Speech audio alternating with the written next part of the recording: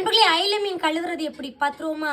Already 2 மீன் வந்து நான் கழுவி ப்ராக்டிஸ் பண்ணிவிட்டு உங்களுக்கு நான் வந்து சொல்லி தர போடுறேன். இந்த அயில மீனை கழுவுறது எப்படின்னு பார்ப்போம். இந்த அயில மீன் கழுவுறதுக்கு முதல்ல சைடு முள்ளெல்லாம் வெட்டணும்.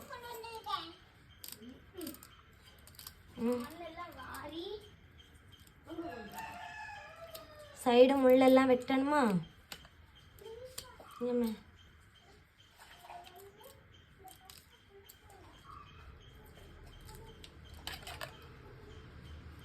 என் கத்திரி கொஞ்சம் வேலை காட்டும், அதனால பொறுமையாக பாருங்க சரியா? நான் மீன் கட் பண்ணுற வீடியோ வேறு பிடிக்கும் நிறைய பேர் சொல்லியிருந்தீங்க. அது கட் பண்ணுறதுக்கு என்ன பாடுபடுறேன்னு இந்த வீடியோவில் லைவாக பாருங்க.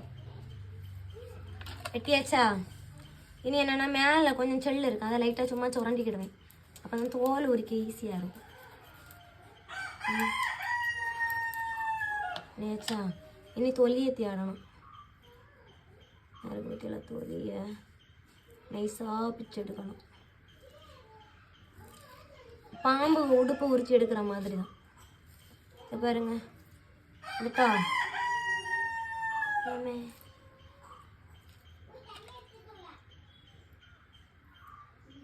இதே மாதிரி 2 பக்கமும் இருக்கும். ஐயோ தண்ணி தடுக்கி, அதெல்லாம் உரிச்சு எடுத்துருங்க சரியா?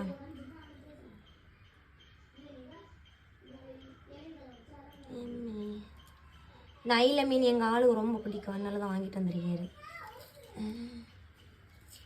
தொலியை உரிக்கணும். தொலியை உரித்து தூர போகணும். அதெல்லாம் வச்சு என்ன பண்ணுறது தானே? பாம்பு உடுப்பை கலத்துற மாதிரியே இருக்கு. கலத்திட்டோமா? இனி என்னென்னா தலையை மொத்தமாக பூச்சி எடுக்கணும்னு அவசியம் இல்லை. பூங்கத்து இருக்குது பார்த்தீங்களா? பூங்கத்தோடி உருவி இதோட சேர்த்து குடலையும் அப்படியே பிடுங்கி எடுக்கணும். பிடுங்கினதும் குடலும் வந்துடும். வந்தோடனே அதை முக்கிய 2 தண்ணி கழுவிடணும்.